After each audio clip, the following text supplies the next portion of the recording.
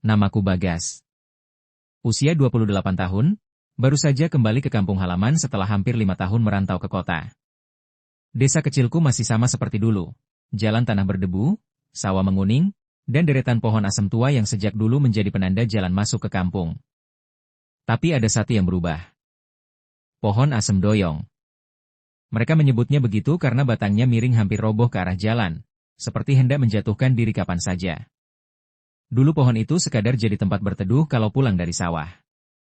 Tapi sekarang, orang-orang takut melintas malam-malam. Awalnya kupikir ini cuma cerita kampung yang dibesar-besarkan.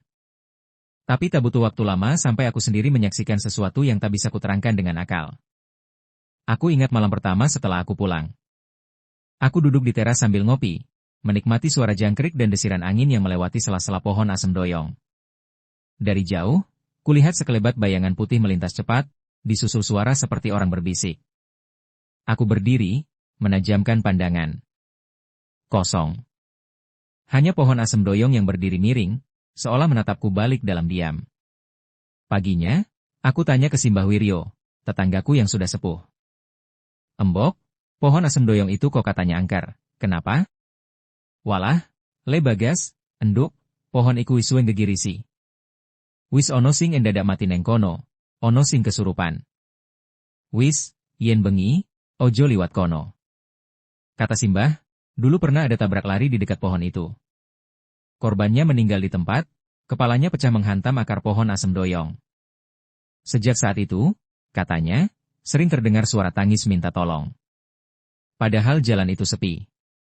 Aku tertawa kecil. Bagiku, hantu itu cuma ada di kepala orang-orang yang sudah terlalu lama hidup dalam ketakutan.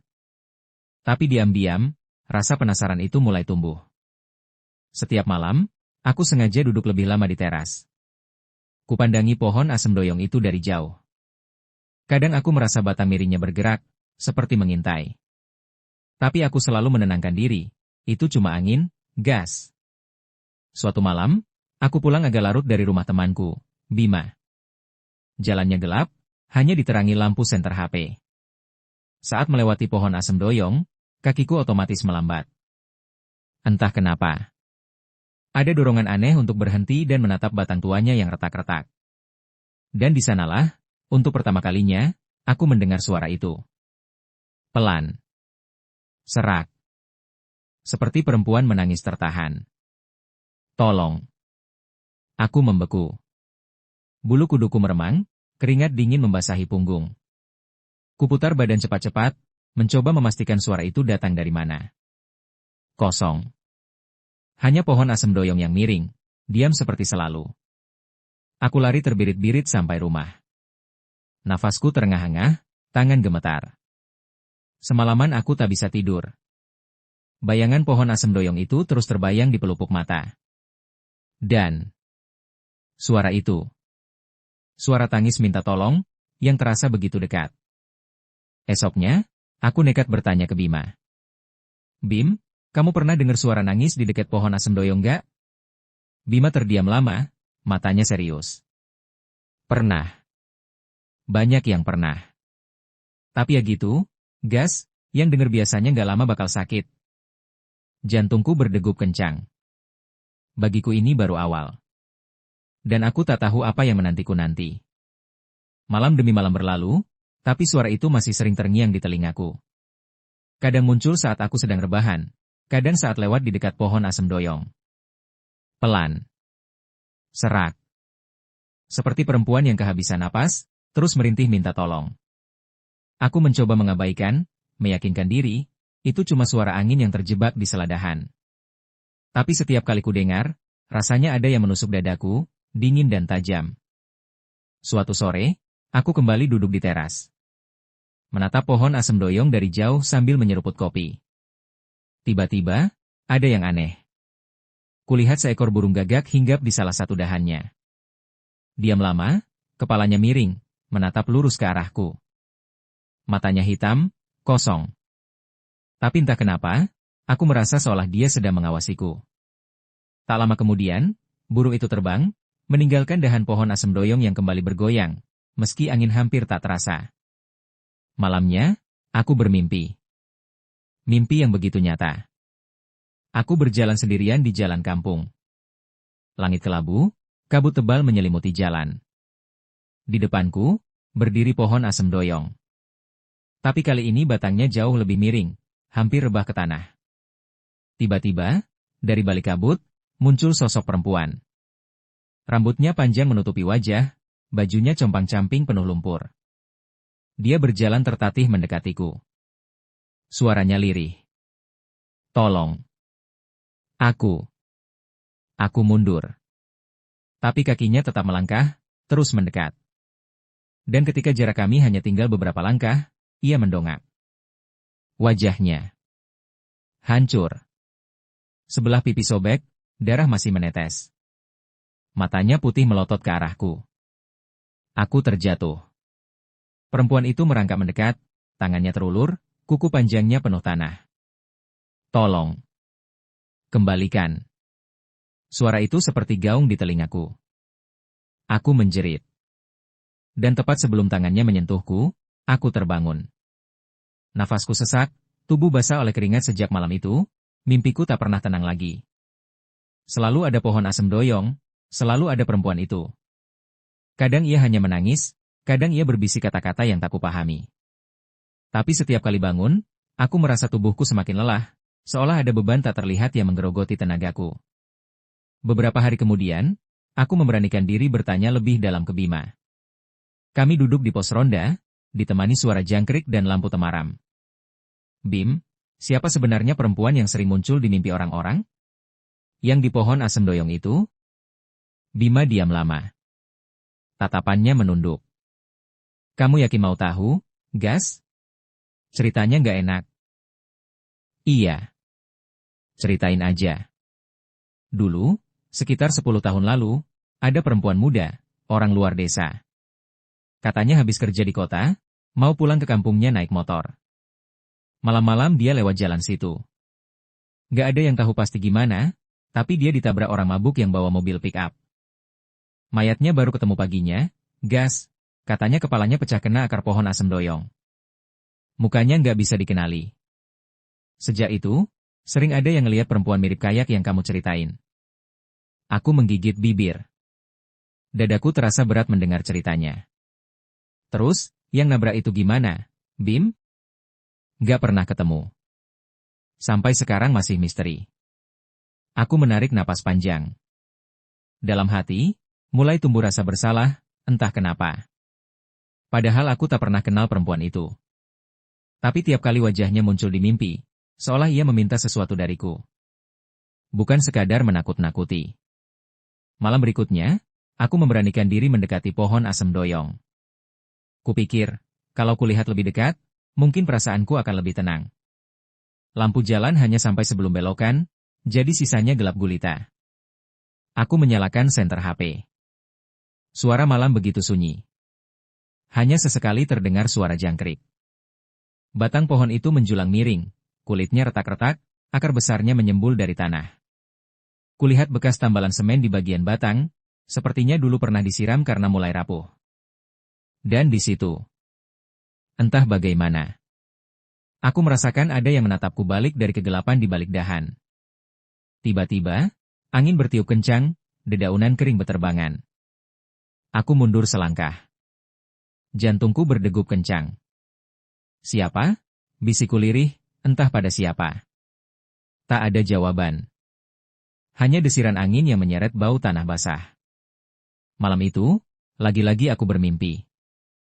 Perempuan itu berdiri tepat di samping pohon asem doyong. Wajahnya lebih jelas, kulit pucat, mata kosong, luka di kepala masih mengucur darah. Kembalikan, kembalikan, suaranya makin nyaring. Aku tak paham apa yang ia minta. Tapi rasa takut berubah menjadi iba. Dia menangis, suaranya lirih memohon. Aku terbangun dengan napas terengah. Dan pagi itu, untuk pertama kalinya sejak pulang kampung, aku jatuh sakit. Tubuhku panas, kepalaku berdenyut. Ibu sempat membawakan air putih dan mengompres keningku. Gas, kenapa, Le? Kamu mimpi buruk lagi? Aku hanya mengangguk. Tak sanggup menjelaskan. Hari-hari berikutnya, tubuhku makin lemas. Mimpi itu semakin sering muncul, dan selalu sama. Perempuan di dekat pohon asem doyong, terus meminta sesuatu.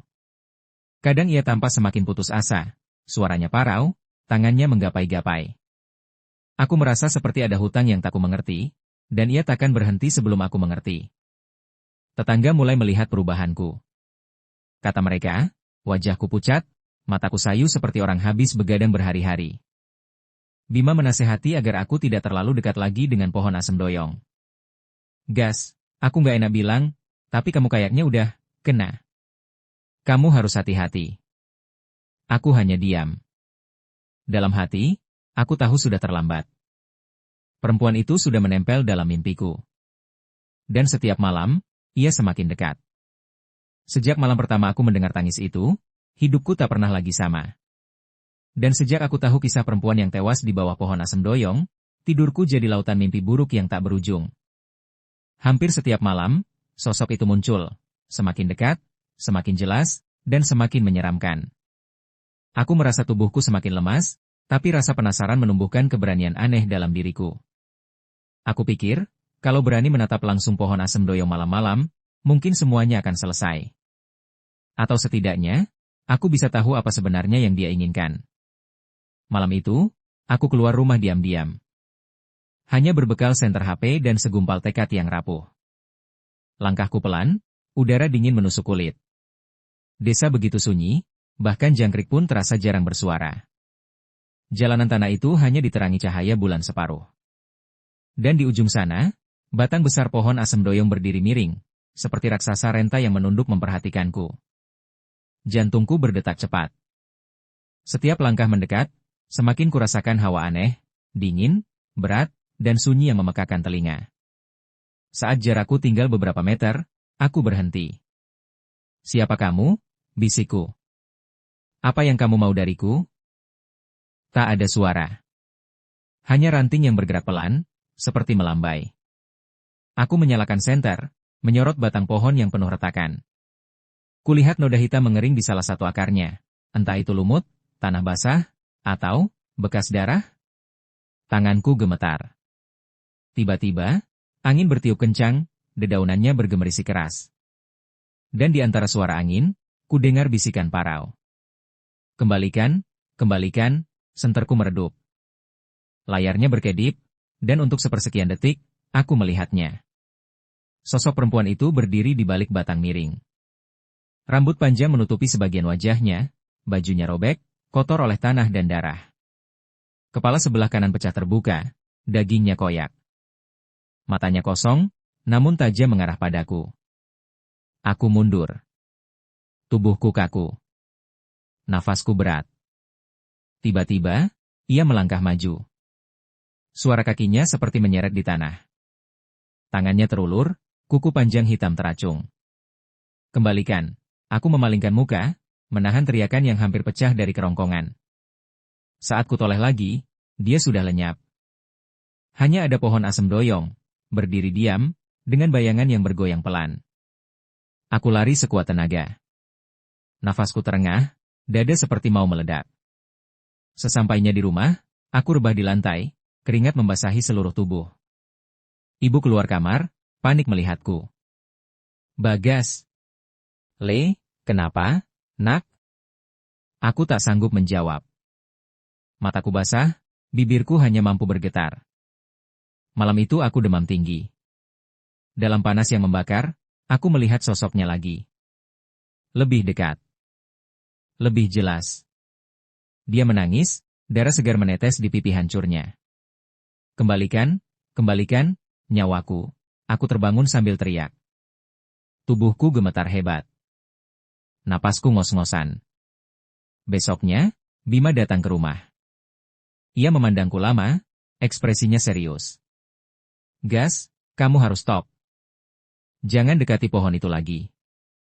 Kamu sudah diganggu, ngerti? Aku hanya diam. Dalam hati, aku tahu Bima benar. Tapi rasa penasaran itu masih ada. Apa yang harus kukembalikan? Apa maksudnya, nyawaku? Beberapa hari setelahnya, aku merasa selalu diawasi. Dimanapun aku berada, di teras, di jalan, bahkan di dapur, selalu ada rasa seolah seseorang berdiri di belakangku. Kadang, kalau aku menoleh cepat, kulihat bayangan putih melintas di ujung mata. Sekejap, lalu hilang. Suatu malam, aku nekat lagi. Kali ini, aku tak hanya berdiri. Aku bicara langsung ke arah pohon asem doyong. Kamu mau apa? Kembalikan apa? Tak ada suara. Kalau butuh doa, aku bisa doakan. Tapi berhenti menakut-nakuti aku. Malam tetap sunyi. Angin hanya mengayun ranting tua. Tiba-tiba, senterku padam. Dalam kegelapan, terdengar langkah kaki pelan mendekat. Kembalikan, suara itu begitu dekat. Aku memutar tubuhku. Di depanku, sosok perempuan itu berdiri hanya beberapa langkah. Wajahnya penuh luka, matanya putih melotot. Tangannya terulur. Aku teriak keras. Tapi suaraku nyaris tak terdengar, seperti tercekik. Perempuan itu semakin dekat. Bau anyir darah memenuhi hidungku.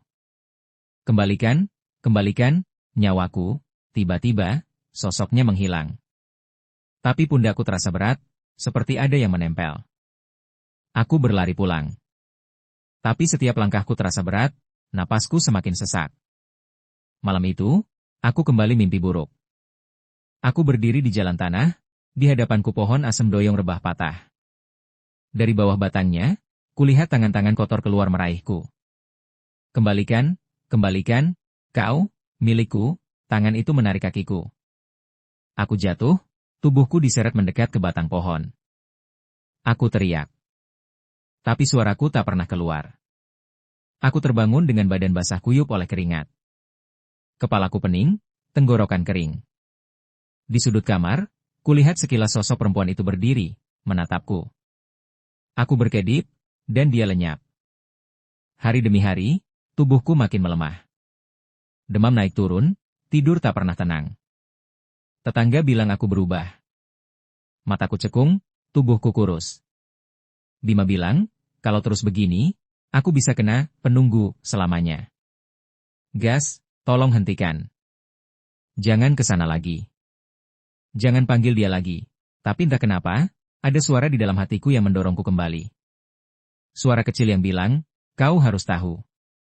Kau harus kembalikan. Aku tak tahu apa yang kumiliki hingga harus kukembalikan.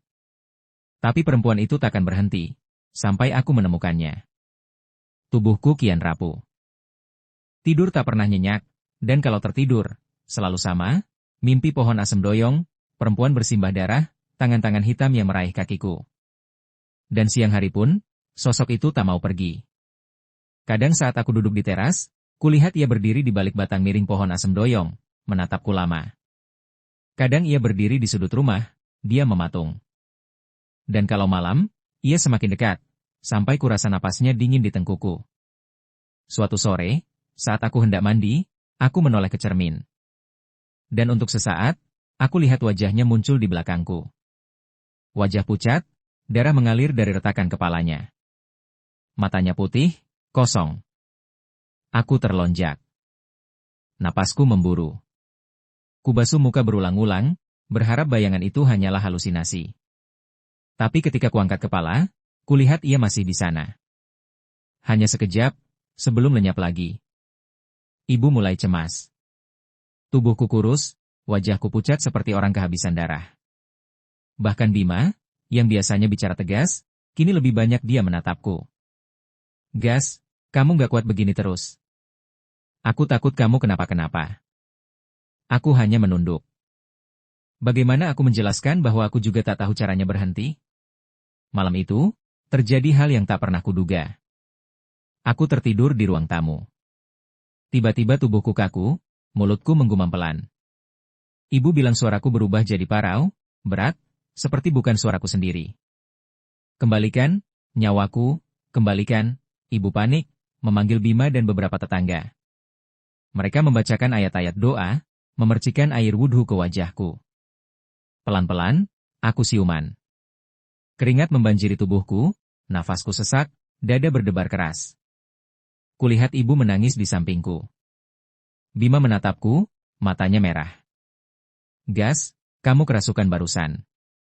Kamu sadar nggak? Aku menggeleng pelan. Yang kuingat hanya kegelapan pekat, dan suara itu berbisik di telingaku. Kembalikan nyawaku, kembalikan. Sejak malam itu, kerasukan jadi lebih sering terjadi. Kadang saat tidur, kadang saat duduk sendiri, bahkan pernah saat aku di depan warung dekat rumah. Orang-orang kampung mulai takut. Mereka tak lagi berani duduk dekatku lama-lama.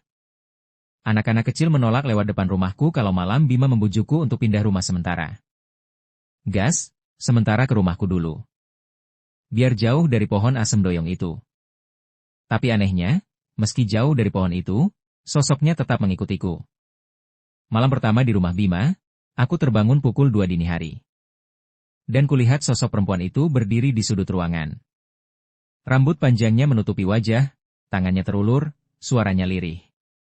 Kembalikan, kembalikan nyawaku. Aku menjerit. Bima terbangun, langsung menyalakan lampu. Tapi sosok itu sudah lenyap, hanya meninggalkan bau tanah basah yang menusuk hidung. Besok paginya, tubuhku demam tinggi. Rasanya seperti ada bara di dalam tubuhku yang membakar perlahan. Gas, kamu harus ruqyah. Atau ke kiai, kata Bima. Aku hanya mengangguk lemah. Tapi di hatiku, ada rasa takut yang aneh. Takut kalau perempuan itu semakin marah kalau aku mencoba mengusirnya. Beberapa malam kemudian, aku kembali kerasukan. Kali ini lebih lama, lebih parah. Ibu bilang aku bicara sendiri, suaraku berat dan parau, mataku melotot kosong. Tubuhku menegang seperti kayu, tangan mencakar-cakar lantai. Kembalikan, kembalikan nyawaku, dia milikku.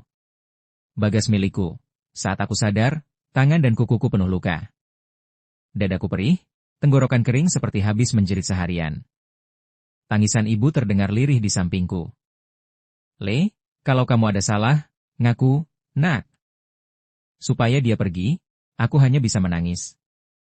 Karena aku sendiri tak tahu apa dosaku. Tak tahu apa yang ia minta dariku. Desa semakin gempar. Orang-orang bilang roh perempuan korban tabrak lari itu marah karena aku sering datang ke pohon asem doyong. Mereka bilang aku sudah terikat dengan penunggunya.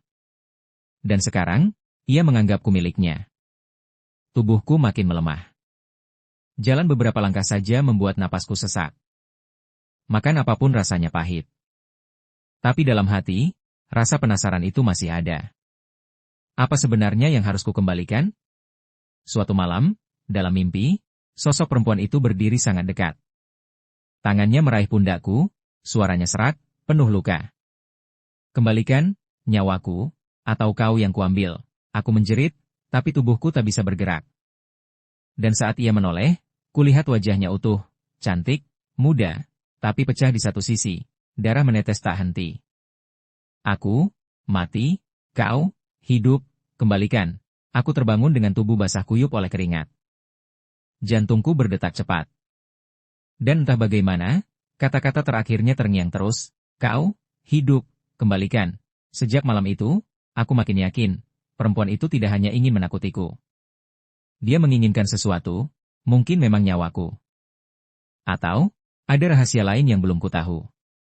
Dan aku sadar, kalau aku tak menemukan jawabannya, nyawaku sendiri yang akan jadi gantinya. Tubuhku semakin kurus. Orang-orang kampung bilang wajahku sudah seperti mayat hidup. Dan di balik rasa takut, ada bisikan di hatiku. Aku harus kembali ke pohon asem doyong, walau harus berhadapan langsung dengannya. Hari itu, tubuhku nyaris tak sanggup berdiri. Tulang-tulangku ngilu, napasku pendek, dan setiap menutup mata, wajah perempuan itu muncul. Kadang ia menangis. Kadang ia berbisik, memanggil namaku. Kadang, ia hanya menatap, diam. Seolah menunggu aku menyerah. Bima dan beberapa tetangga mengusulkan aku diruqyah. Ibu setuju, meski matanya sembab, mungkin takut kalau aku benar-benar tak kembali. Aku tak menolak, meski dalam hatiku gamang. Apa perempuan itu akan semakin marah malam itu? Dua ustaz datang ke rumah. Mereka membaca ayat-ayat suci, air putih diletakkan di depanku. Awalnya, aku hanya merasa kepalaku pening. Lalu tubuhku panas luar biasa. Mataku kabur, telingaku hanya mendengar gaungan suara bacaan. Tiba-tiba, tubuhku menegang. Sakit luar biasa menusuk dadaku, seolah ada yang mencengkram keras dari dalam. Mulutku bergerak sendiri. Suara berat keluar, serak dan penuh amarah. Kembalikan nyawaku, dia milikku. Aku sadar, tapi tak bisa mengendalikan tubuhku. Tanganku terangkat, mencakar lantai. Tubuhku meronta, menggeliat tak terkendali. Orang-orang di sekitarku membaca doa makin kencang. Salah satu ustaz menyiramkan air putih ke wajahku. Tubuhku gemetar hebat. Mulutku memuntahkan sesuatu, air hitam pekat, bau busuk menusuk hidung. Ibu menjerit, menahan tangis. Bima memegang pundakku, wajahnya tegang. Setelah beberapa menit yang terasa seperti berjam-jam, tubuhku lemas. Napas tersengal, keringat menetes dari kepala sampai kaki. Aku membuka mata perlahan. Semuanya kabur, kepalaku berdenyut nyeri.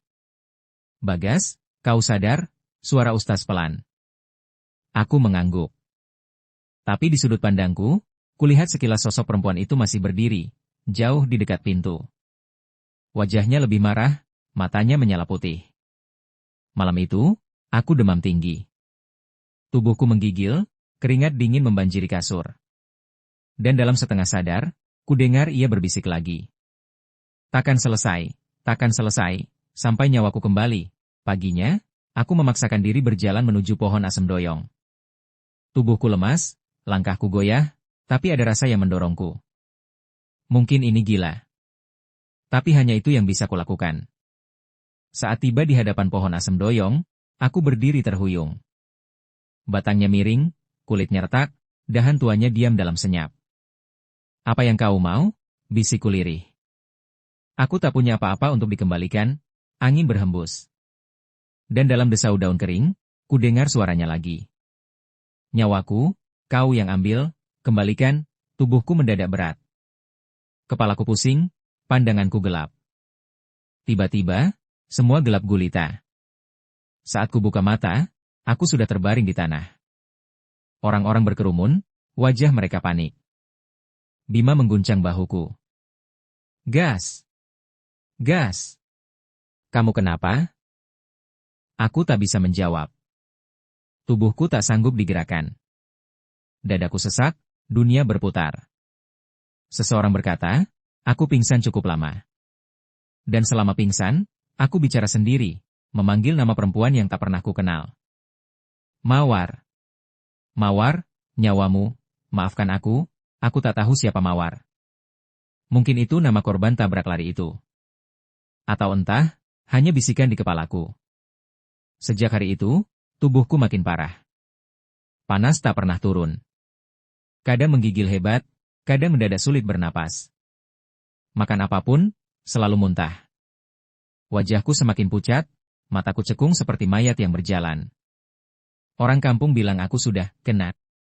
Bahwa arwah perempuan itu sudah menempel, tak akan pergi sampai aku menyerahkan nyawaku. Bima memintaku kembali ke kota, mencari pengobatan medis. Ibu hanya menangis. Dan aku, terlalu lemah untuk melawan. Malam-malamku selalu sama, perempuan itu muncul di mimpi. Kadang ia menangis. Kadang ia berteriak. Kadang hanya menatapku, dengan wajah yang setengah hancur, darah menetes. Kembalikan, nyawaku. Dan aku hanya bisa menangis. Tak tahu bagaimana, tak tahu apa yang harus kukembalikan. Yang ku tahu, tubuhku rusak sedikit demi sedikit. Dan di ujung napasku, selalu ada rasa, ia akan terus ada, sampai aku mati. Aku tak tahu berapa lama lagi bisa bercerita. Tubuhku lemah, menulis saja butuh tenaga. Yang pasti, teror dari pohon asem doyong, tak pernah selesai. Dan aku, mungkin hanya menunggu giliran, sampai akhirnya nyawaku benar-benar ia ambil.